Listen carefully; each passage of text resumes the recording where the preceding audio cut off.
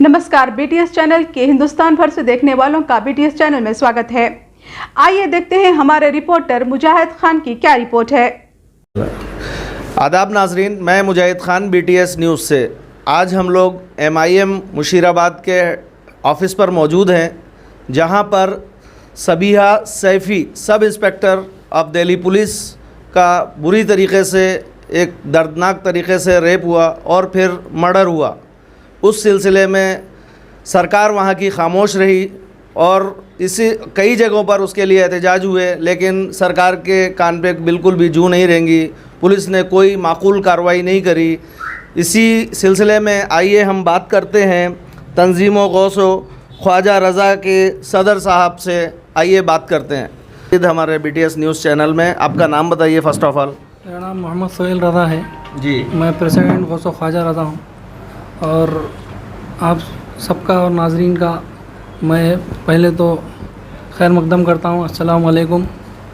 जैसा कि अभी पिछले 3-4 दिन से जो चल रहा है जी, जो मामलात हो रहे हैं कि जो सबिया सैफ़ी जो विक्टिम्स है जी, उनको जो है सो रेप कर के मर्डर किया गया। जी, हमको यहाँ पर ये सोचना है कि मुस्लिम ख़वातीन हिंदुस्तान में महफूज नहीं है। बिल्कुल। इससे पहले भी आसिफा का जो मर्डर हुआ था उसमें भी एक रैली निकाली गई थी भोलकपुर में जी, आज भी जो सबिया सैफ़ी की रैली निकाले हैं जी, आप देख चुके हैं। तो मैं और हमारे कॉरपोरेटर जनाब गौसुद्दीन ताहा साहब का भी शुक्रिया अदा करता हूं कि वो खुद इस रैली में शरीक होकर के एहतजाजी नारे लगाए हैं। बेशक। आप सब लोगों ने देखा है कि ऐसा देखने में नहीं मिलता, फिर भी हमारे कॉरपोरेटर साहब का मैं बहुत शुक्रिया अदा करता हूं और शरीफ भाई का भी शुक्रिया अदा करता हूं जो हमारे जो नौजवान बच्चे हैं उनमें उजागर किए कि आइए सब मिलकर के ये प्रोटेस्ट में हिस्सा लेंगे। हिस्सा लेकर के हम लोग जो है सो दिल्ली पुलिस जो भी, और जैसा कि दिल्ली पुलिस होम मिनिस्टर के हाथ में होती है सेंट्रल, अमित शाह, मैं अमित शाह से भी गुजारिश करता हूं कि ये जो मामला हुआ है उसकी तहकीकात करके सबिया सैफ़ी को इंसाफ दिलाए। अस्सलाम वालेकुम। हम लोगों ने बात करी सदर साहब से। आइए अब बात करते हैं यहाँ के कॉरपोरेटर गौसुद्दीन ताहा साहब से। जी, अस्सलाम वालेकुम। खैर मकदम है आपका BTS न्यूज़ में। वालेकुम अस्सलाम रहमतुल्लाहि व बरकातहू। सिलसिले में जैसा आप लोगों ने बहुत बड़ा एहतजाज किया, अल्हम्दुलिल्लाह बहुत कामयाब एहतजाज किया जी, इस सिलसिले में क्या बोलना चाहेंगे आपकी तरफ से? ये हमारे भोलकपुर के नौजवानों में एक शरूर सा पैदा हुआ है।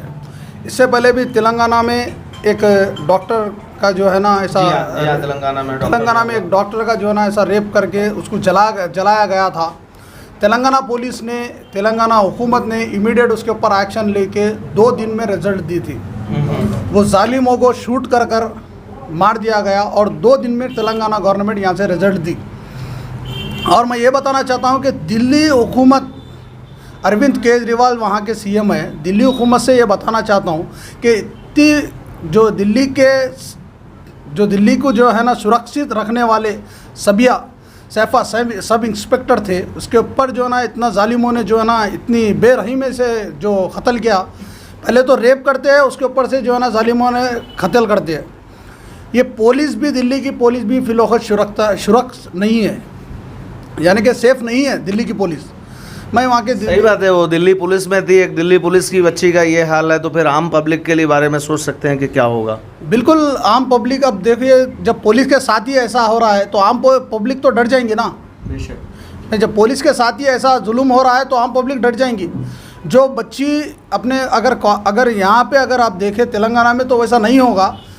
तो मैं एक बात दिल्ली की सड़कों की बात बता रहा हूँ। दिल्ली में अगर कोई बच्ची अगर कॉलेज को भी जाने के लिए अभी डरेगी, क्योंकि अपनी पुलिस पहले सेफ़ नहीं है तो अपने को कौन सेफ़ करेगा। सबसे बड़ा प्लस पॉइंट तो ये जाता है कि वहाँ की पुलिस सेफ़ रहना। पुलिस ही सेफ़ नहीं है तो लड़कियाँ कहाँ से सेफ़ रहेंगे।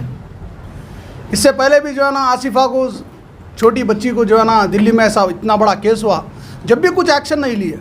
एक्शन नहीं लिए, बल्कि उनके कातिलों को जेल से निकलने के बाद में उनकी फूलपोशी गिरी गई, उनको कंधों पे बैठा के पूरा घुमाया गया, उनको एक ऐसा किया गया जैसे उन्होंने कोई अवार्ड जीतने वाला काम किया।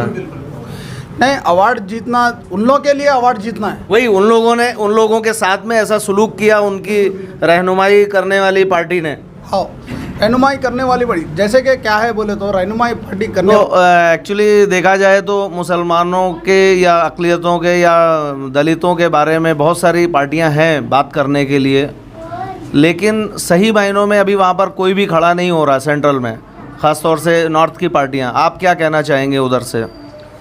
मैं नॉर्थ की पार्टियों से पहले सबसे पहले तो ये कहूँगा, अभी घर में बैठने का टाइम नहीं है, क्योंकि चाहे वो कोई मज़हब की भी लड़की हो, आज ऐसा हुआ कल दूसरे मज़हब की भी लड़की के साथ हो सकता है। तो ये पार्टियां फिलवक्त घर में बैठना नहीं है, इसके लिए जो है ना एहतजाज करना है। बड़े बड़े पॉलिटिकल लीडर जो है ना फिलवक्त अभी घर में बैठे हुए, क्यों? जब दिल्ली के सब इंस्पेक्टर मौजूद रहने के बाद जो लड़की के ऊपर जो जुल्म अत्याचार किया गया है, अभी तक क्यों आप घर में बैठे हो? मैं ये कहना चाहता हूं कि घर से बाहर निकलिए। 4 दिन हो गए अभी तक उनको गिरफ्तार नहीं किए, क्यों? ये काका कानून है, कौन सा इंसाफ है? मुझे ये बता दो। तो ये थे भोलकपुर मुशीराबाद कारपोरेटर गौसुद्दीन ताहा साहब। आइए बात करते हैं एक और leader, senior leader Usman Ullah. जी भाई, आप BTS चैनल का मैं शुक्रगुज़ार हूँ। आज आप यहाँ तशरीफ़ लाए।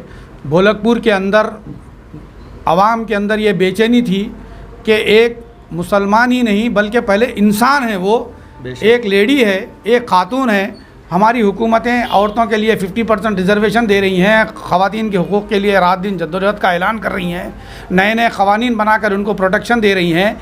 यहाँ दिन दहाड़े एक सबिया सैफ़ी नामी खातून को, जो कि 4 महीने हुआ था सब इंस्पेक्टर के पोस्ट पर रिक्रूट होकर, उसको 4 गुंडे आते हैं, ज़ालिमाना तौर पर लेके जाते हैं, उसके साथ गैंग रेप किया जाता है, फिर उसका मर्डर किया जाता है, उसके आज़ा को, जिस्म के प्राइवेट पार्ट्स को काटा जाता है।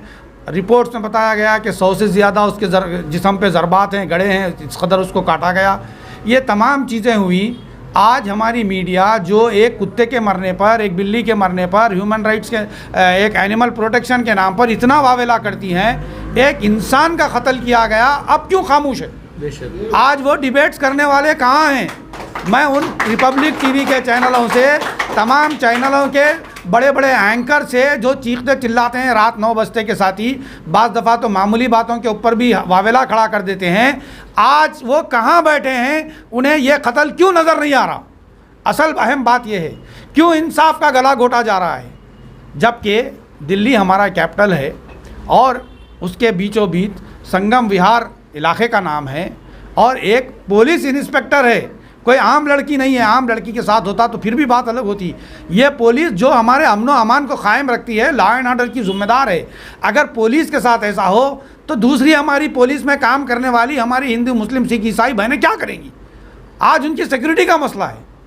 आज हमें दुनिया को ये बताना है कि हिंदुस्तान के अंदर कानून का राज चलता है। अगर प्राइम मिनिस्टर का बेटा भी गलती करता है तो उसको भी सज़ा दी जाएगी, एक आम आदमी करता है तो भी उसको सज़ा दी जाएगी। इनको जो बचाने की कोशिश की जा रही है, और मौजूदा दौर में टेक्नोलॉजी का, इंफॉर्मेशन टेक्नोलॉजी का दौर है, आर्टिफिशियल इंटेलिजेंस का दौर है, रोबोटिक्स का दौर है।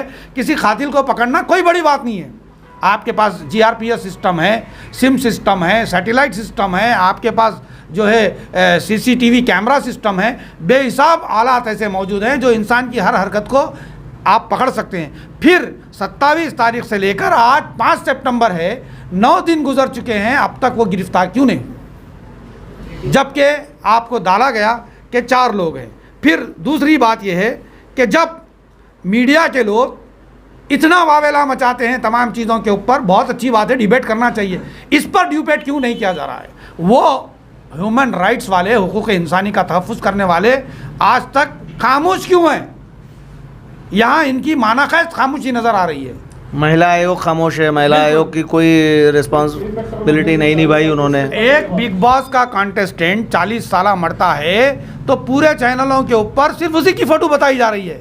एक इंसान, एक लड़की, सनफ़े नाजुक खातून, 21 साल जवान बच्ची जो मुल्क की खिदमत के लिए अज़म के साथ पुलिस में भर्ती हुई थी कि इस मुल्क के अंदर अमन शांति कायम करेंगे, लोगों को इंसाफ दिलाएंगे, और उसी के साथ इतना जालिमाना काम हुआ। और आज उसके माँ बाप सड़क पे बैठकर इंसाफ की भीख मांग रहे हैं, बेशक, और कोई चैनल उसको नहीं बता रहा है। क्यों? ये तो हम सोशल मीडिया के ज़रिए से, आप जैसे चैनल, जो छोटे छोटे चैनल खिदमत अंजाम दे रहे हैं, उनके ज़रिए से ये चीज़ यहाँ तक पहुँची। और हम चाहते हैं कि हुकूमत अगर इसको इंसाफ नहीं देती तो ये दुनिया का कानून तो अपनी जगह है, एक अल्लाह का भी कानून है, बेशक, एक खालिक का, परवरदिगार का, पैदा करने वाले का भी एक कानून है। दुनिया की कोई भी हुकूमत अपनी मर्ज़ी से दिन रात नहीं कर सकती, लेकिन वो खालिक करता है।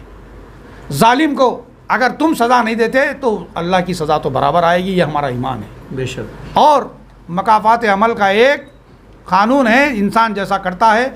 आज ये जालिम करके समझ रहे हैं कि अगर कानून से बच जाएंगे, लेकिन अल्लाह के कानून से नहीं बच सकते। इनकी बहन नहीं है, इनके बेटियां नहीं हैं, इनके घर बच्चियां नहीं हैं, तमाम के तमाम मौजूद हैं। और इसकी बदवा, इस जुल्म की, इस जालिमाना हरकत की, और इसके साथ जो जुल्म हुआ है, जालिम पर जब जुल्म होता है तो ईमान ये है कि जालिम को जुल्म करने से रोको। ये इंसानियत है, ये इस्लाम की तालीमात है। बेशक। आपको अल्लाह ने ताकत दी तो उसको हाथ से रोको, उसको ज़बान से रोको, अगर नहीं है तो कम से कम दिल में बुरा जानो। लेकिन आज अल्हम्दुलिल्लाह हमारी भोलकपुर के गय्यूर नौजवानों ने गलियों पहुँचों पर निकलकर, आपको ये जानकर बहुत खुशी होगी कि हमने ये 4 बजे प्रोग्राम बनाया। सर्कल साहब को फ़ोन किया कि हमको रैली निकालना है, हमको एहतजाज करना है, हमको कैंडल रैली निकालना है, हमको अपने एहतजाज को दर्ज कराना है। तो उन्होंने कहा फौरी कीजिए आप। एक पुलिस ऑफिसर ही नहीं बल्कि एक इंसानियत का मामला है, बेशक, और एक खातून का मामला है। हमारी लड़कियां, हिंदू, मुस्लिम, सिख, ईसाई जो पुलिस में काम कर रही हैं, उनकी सुरक्षा का मामला है। बेशक। अगर ऐसा होगा तो आगे कोई लड़की पुलिस में काम करने के लिए जाने से डरेगी। अगर आप इस सबिया सैफ़ी को इंसाफ दिलाते हैं, इसके कातिलों को आप लाकर इंसाफ के कटोरे में खड़ा करते हैं, इनको सलाखों के पीछे डालते हैं और इनको लाकर फांसी के फंदे पर लटकाते हैं। जिस तरह डॉक्टर प्रियंका रेड्डी एक डेंटल सर्जन थी, उसके साथ 4 ड्राइवरों ने मिलकर उसको साथ रेप किया, उसको कत्ल किया था। विदिन 1 वीक उसका नतीजा आया, तमाम के तमाम इंटर क्वार्टर हो चुके, और अल्हम्दुलिल्लाह वो केस ख़त्म हो गया। ये तेलंगाना पुलिस का काम है। आप क्यों नहीं करते? जबकि आपके पास मरकज़ी हुकूमत के पास दिल्ली की सेफ्टी एंड सिक्योरिटी है, लॉ एंड आर्डर है। आपके लिए तो 2 मिनट का काम है। आपके पास आज की जो नई टेक्नोलॉजी है वो आपके कब्ज़े में है, मीडिया आपके कब्ज़े में है। आप से यही मुतालबा है आपके ज़रिए से कि हुकूमत अब खामोश अगर बैठेगी तो आवाम तो खामोश बैठने वाली नहीं है। इसलिए कि जो लोग अपने दिल में एक दर्द भरा दिल रखते हैं अपने जिस्म में, आज वो झिझोड़े गए हैं, उनकी आँखों पे से आंसू बह रहे हैं, हमारी आवाज़ें नहीं निकल रही हैं। आज हर जिंदा दिल इंसान अपने अंदर जो तकलीफ़, जो कैफियत महसूस कर रहा है, उसके जज्बात के इजहार के लिए आज हम ये रैली निकाले हैं। और आपके माध्यम से, आपके ज़रिए से हम हुकूमतों को ये बताना चाहते हैं कि इंसाफ कीजिए, तभी लोगों को अमन व सुकून नसीब होगा। इंसाफ कीजिए, आपके पास बरकतें आएंगी। इंसाफ कीजिए, लोगों में आप पर एतमाद बहाल होगा। अगर इन जालिमों को जालिमों को छोड़ दिया जाएगा तो ये क्राइम बढ़ता जाएगा और फिर इस मुल्क का लॉ एंड आर्डर बर्बाद हो जाएगा। इसीलिए आज कानून की हुक्मरानी को यकीनी बनाने के लिए ये ज़रूरी है कि इन जालिमों को कैफर किरदार तक पहुंचा जाए। बहुत बहुत शुक्रिया। तो आप लोगों ने सुना, ये थे अज़ीज़ुल्लाह उस्मानी साहब। और कोई बोलना चाहेंगे? नहीं। साथ मैं मुजाहिद खान, BTS न्यूज़ से। BTS न्यूज़ देखते रहिए, शेयर करिए, लाइक करिए। आपका सपोर्ट ही हमारी ताकत है। जय हिंद, जय तेलंगाना।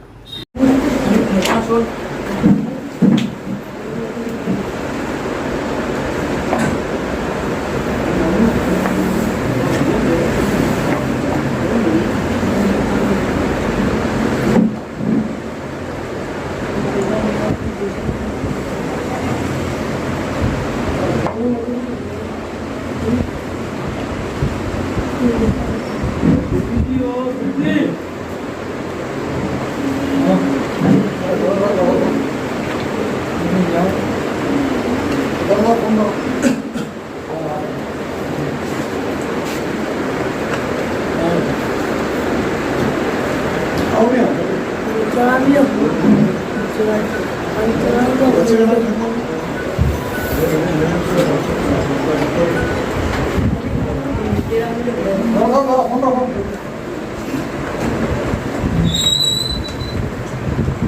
अरे वो रखले ढूंढिया का दिखते भी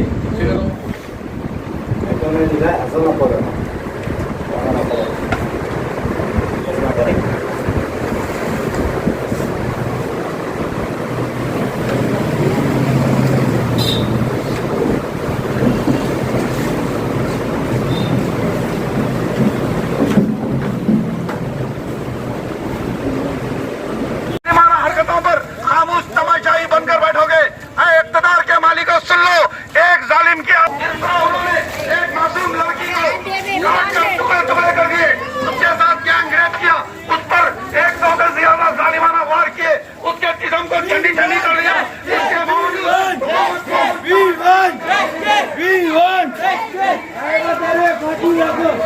Happy Futures Tours and Travels, Injanbori Road, opposite Falaknuma Police Station.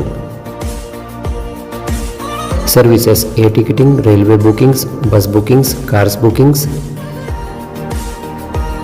real estates, builders, developers, sales and purchase,